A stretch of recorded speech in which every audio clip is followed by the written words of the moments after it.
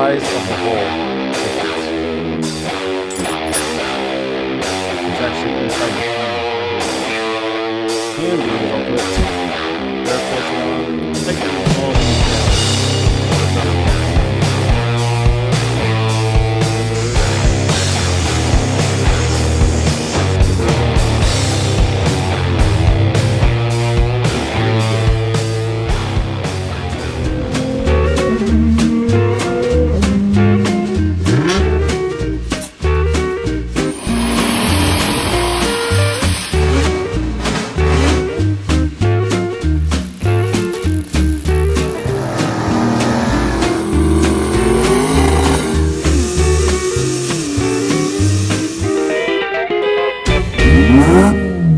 The weather outside is weather.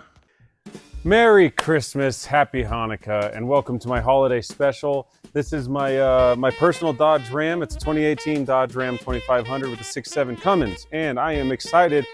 It only has 30,000 miles on the clock on the ticker, and I'm going to delete it. I know that some people might say, leave it alone, it's unmolested, but nope, I'm going to unlock it, let it breathe, and leave it be. I want this thing to get better gas mileage, tow better, do everything I need to do. And to get started, we got to open up those breathing holes. If I show you the intake and I show you all the stuff, you'll understand why. So stay tuned, let's get started. All right, so one of the biggest pain in the butts about diesels is how tall they are, but that's okay, we'll deal with it. We got to take this plastic cover off to get to the EGR, the elbow, and all this stuff. So for starters, I need to go grab an 8mm, looks like. Then let's get that off and just see what's underneath. So I'm gonna go grab that 8mm and we'll go from there. All right, so let's take this beauty cover off here. I usually work on 6.7 power strokes, which I'll show you my build on that one. But I hear these straight sixes can build some really nice torque and horsepower. The legendary Cummins motors have always been really, really good motors. So I'm sure this one, with all the hype, should be pretty fun to work on. So let's see here. I'm not sure, but it looks like it wants you to take this dipstick out. Of course it does. Well, it looks all right. Let's take that off. Now, let's let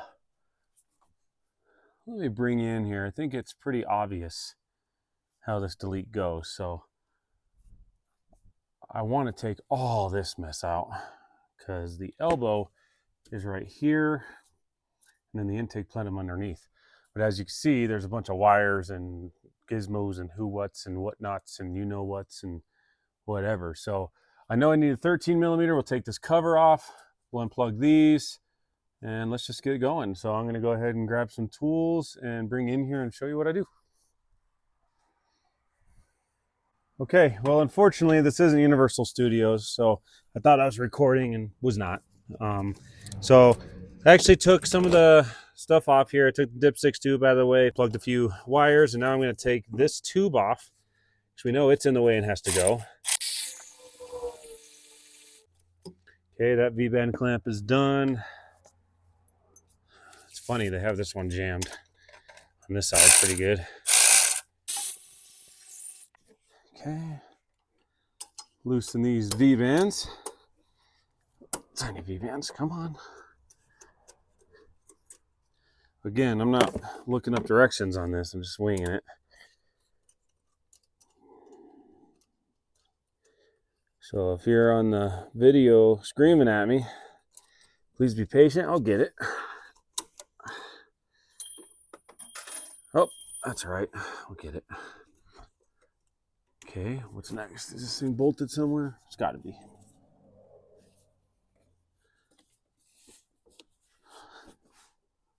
Of course it is. So they even put this goofy bolt on the other side. So this tube, as you can see, we got these V-band clamps loosened on both sides. One over here, one over here. This side needs loosened a little more.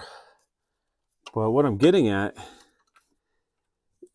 is there's also a bolt underneath here holding it, which is going to be really hard to get to, but it's there, so we're going to do it. I may do it by hand so I can feel where it's at rather than using the electric one. Let's see here. Man, that is really, really tight back there. Might be an 8. It's hard to see and feel.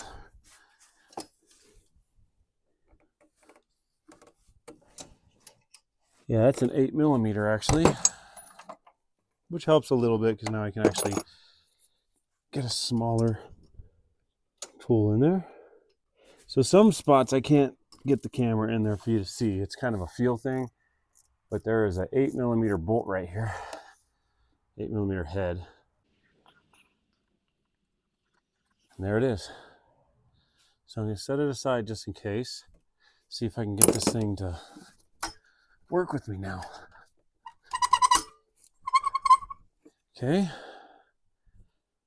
We'll finish loosening this up here. Bada boom, bada bang. Come on, open up, clamp. So I plan to save all this in case I ever sell the truck. I can sell the truck with all the emission stuff. But there you go. That's all it is. So we'll set this aside. Get this clamp out of the way. And it's got some gasket here. I'm sure there's a gasket somewhere. In there. Now we can take this clamp down here loose for the elbow. So right down here we got the charge tube.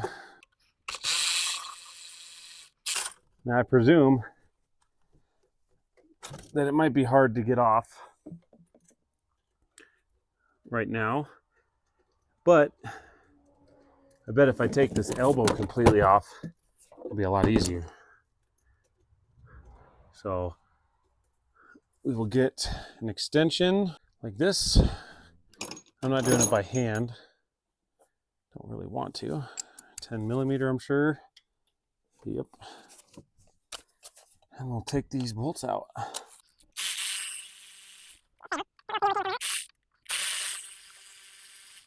Okay. How many bolts is there? Don't know. Let's look. It might be 5. Can't tell. It's too dark under here. Might have to go grab a light. Oh yeah, look at that. There's a tube going into the side of the... Let's pull it off. Come off. Come off. I don't want to hurt you, so we're going to gently... Yeah, come on. You know you want to move, so come off. It's going to... Maybe? Nope, didn't. So that still didn't help me. It's going to be a weird angle. See if I can get in there. Last thing I want to do is drop any of these. Okay. Get this off. Now, you don't have to replace the elbow to delete. I just, when I take it off and I show you the difference, you probably understand a little better. Man, I really need to get a light. So I'm going to grab a light real quick. Okay.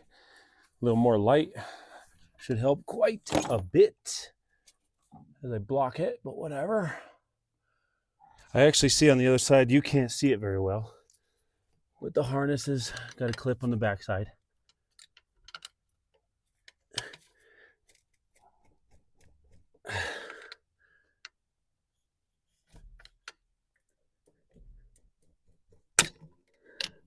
Can't get the harness off. It's really tight. There we go. Slide it off. Okay, it slid off nicely. So there's 5 bolts on this. Let's get the 5th one off. Now, hopefully, I'm not sure, like I said, I haven't worked on one of these, but hopefully this is loose. Doesn't seem to be. But there's nothing holding it. Unless I'm crazy. I mean, I'm not sure how tight it's supposed to be. Okay, so I was messing with it.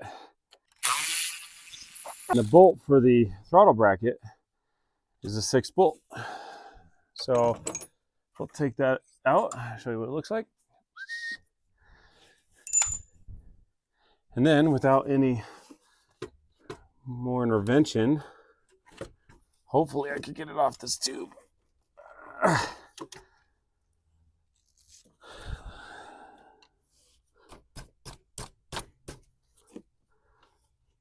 Like I said before, the intercooler tube is probably going to be a pain,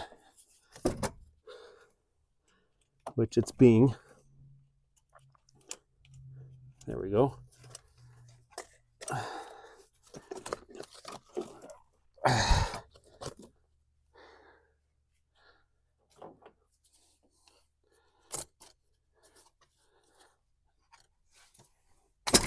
Yochi. Hoot. Like I said, it's going to fight me. They just always do. Especially, they've never been off. They like to stay in their place. So, let's see, come on. Let's praise you. Yeah. So the harness plugs in here now. So we'll get that clip out of the way. All right.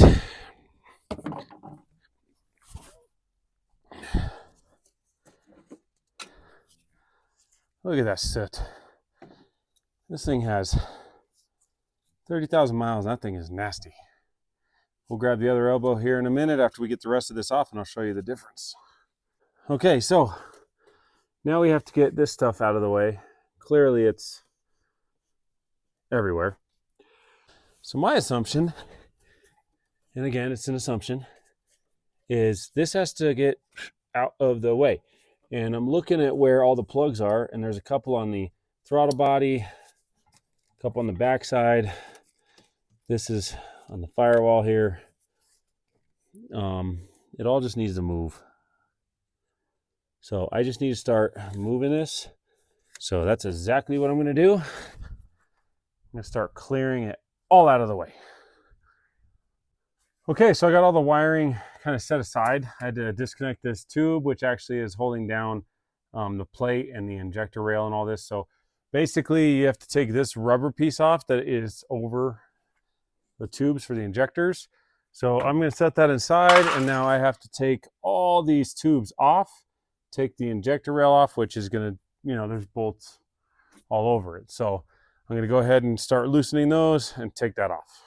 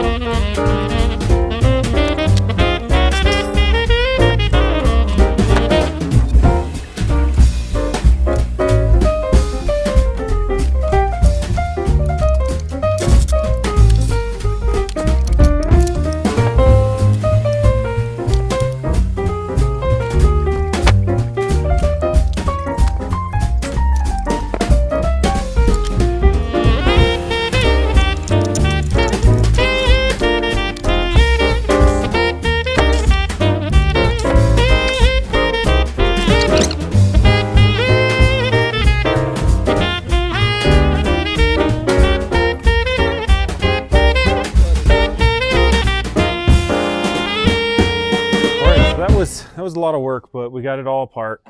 And this is the original plate that's underneath the fuel rail, the elbow, everything. And here's the grid heater.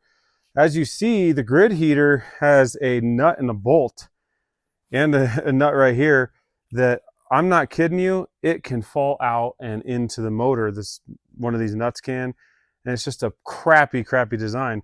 And a lot of people have actually blown their engines with those falling off. So we're going to eliminate this, and I'm going to put the SPE Lab. It's a company. If you notice, look at the size of the hole difference. That's a significant amount of airflow. So we're going to go ahead and take this off, and we're going to put it in, and we're going to bolt this plate down. So I guess let's just jump straight to it. All right, so we have the gasket here, some spacers.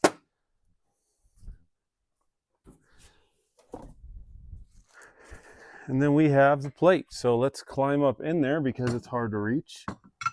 Balance. All right. So we're going to gently lay this gasket down on here. Okay, everything lines up nicely. Good. Take this string out of the way. Now let's grab the plate. And again, gently try to set it. Now the problem is it all kind of moves out of alignment. So just do your best to align it. There. So now grab a couple bolts. I know that this one back here went in. A couple of these. Put them in.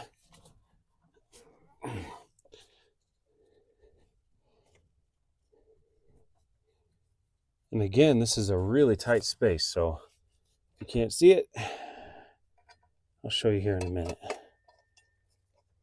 All right, so we got a couple bolts in place. So it doesn't move.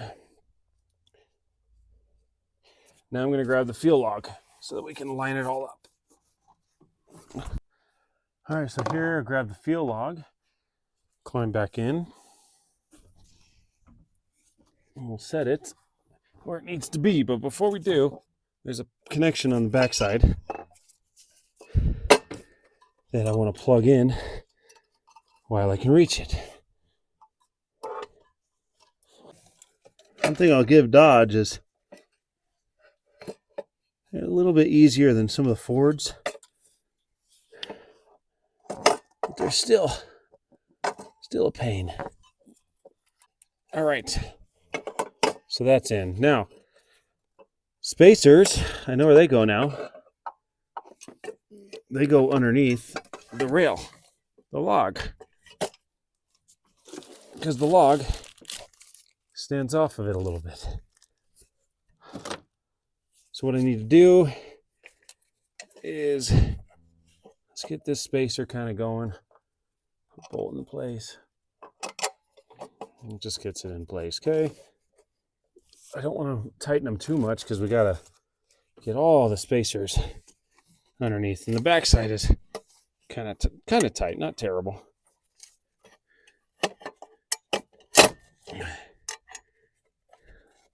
Like I said, it could be worse. If you've worked on a Ford, they are way worse than this. So I'll just put this back on. Come on. There you go. And then 2 more. Make sure you don't drop anything down the intake. Otherwise, you got a boom on your hands, and that's the last thing we need.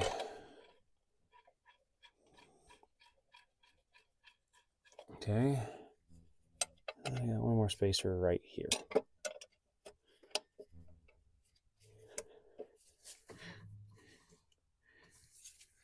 Oh, what a dummy. I put a bolt in the spot that the rail has when I was holding the plate down. That's okay. Just takes a minute. Move it out of the way for a minute. Okay. Now, while I have this here, this is a banjo for the fuel line right here. I'll put it on while I have it. Not too big of a deal. There we go. That is good. Let's tighten it down. I don't want to forget.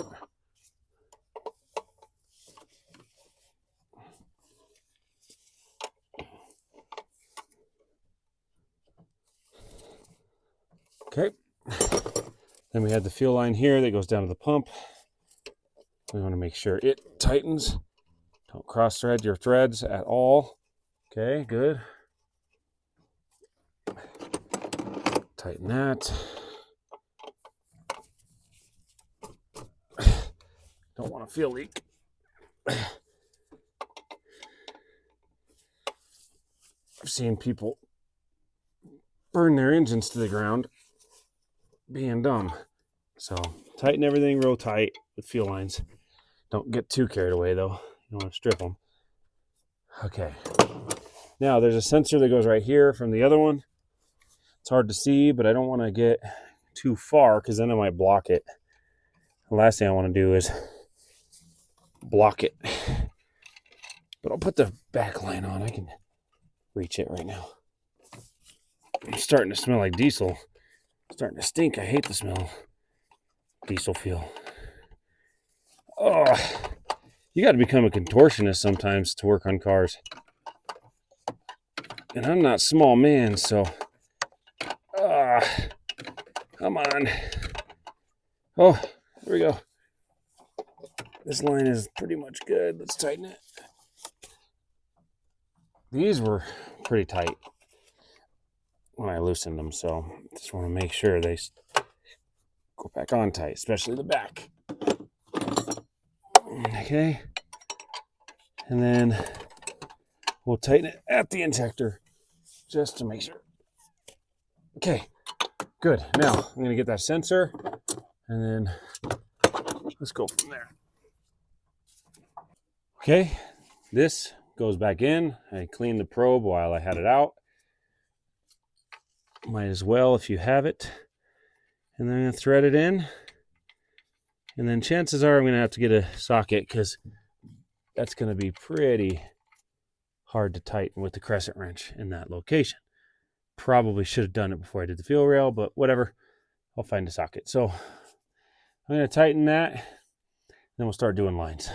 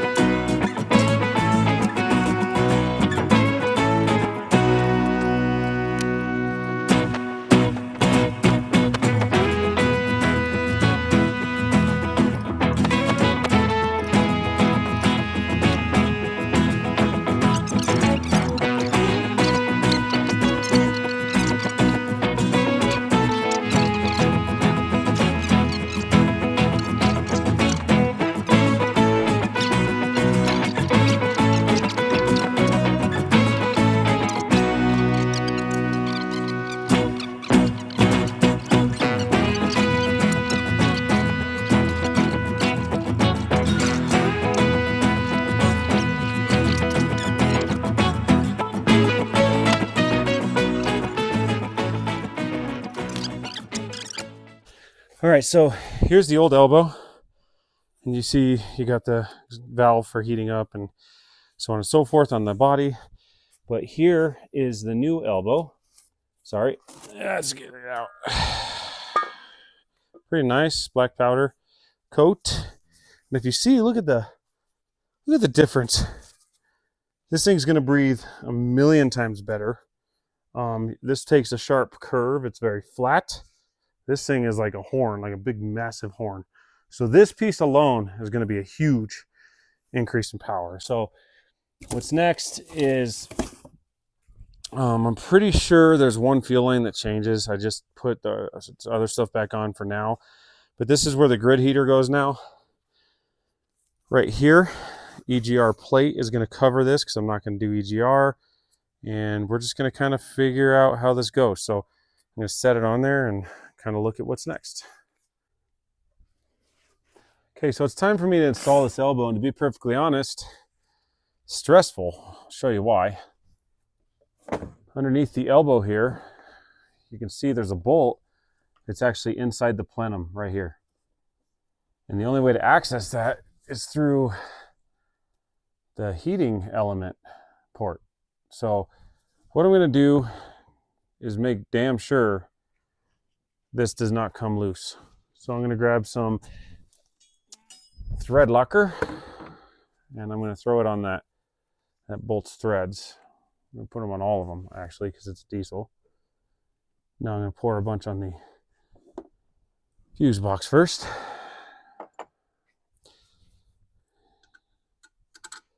And right now I'm just getting it lined up and ready. And lucky for me, the gasket kind of holds the bolts in place. So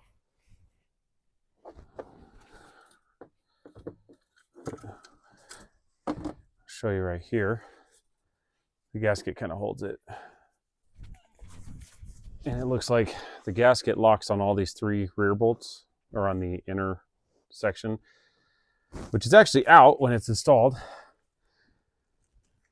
So we'll put them on as well.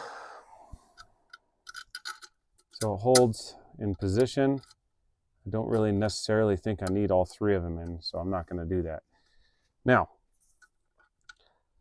like I said, I'm extremely stressed about this one falling in. You can imagine why.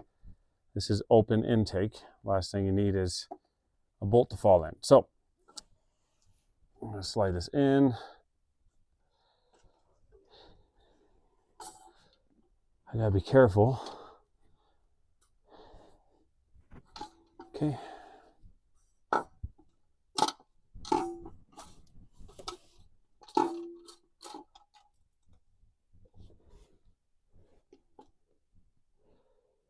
Okay, now, again, you gotta be careful, but I could see the bolt.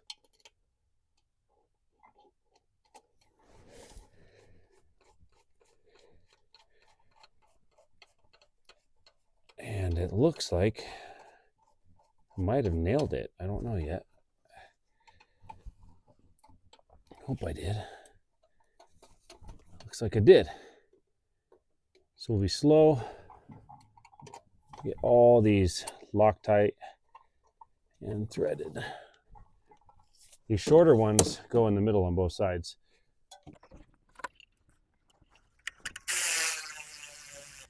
Okay, we got the other bolts here. Fresh new battery. Like I said, I want to take it down, so that's why I won't let it go too tight. So there's a washer on the longer ones, so make sure you get that on.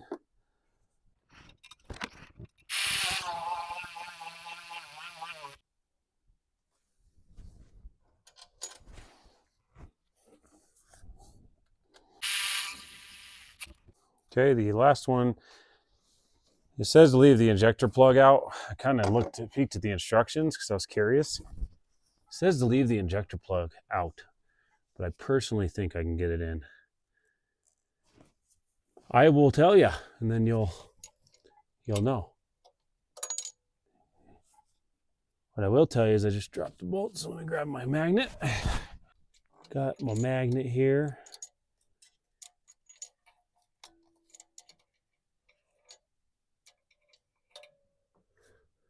Cool. I'm still going to do it again. I'm pretty sure I can get it in there. Okay.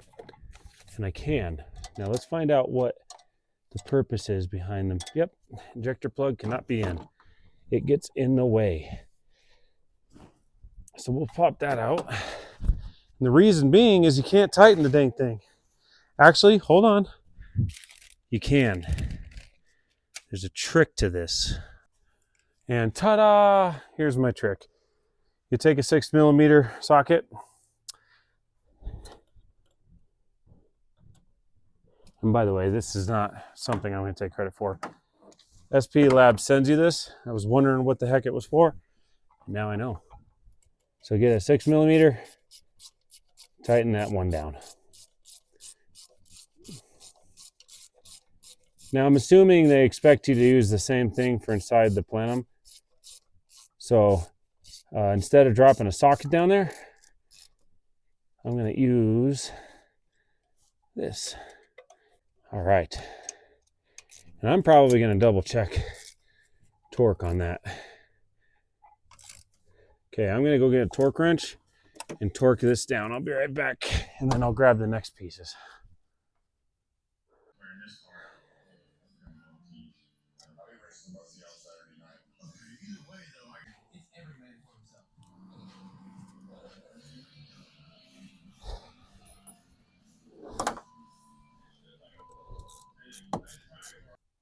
Whew.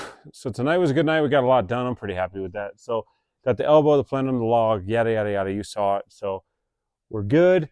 Tomorrow we're going to do the cold air intake EGR delete for the cooler on the other side, full exhaust, tune, and hopefully have it completely running and driving so that we're ready to hit the road. So I guess I'll see you in the morning.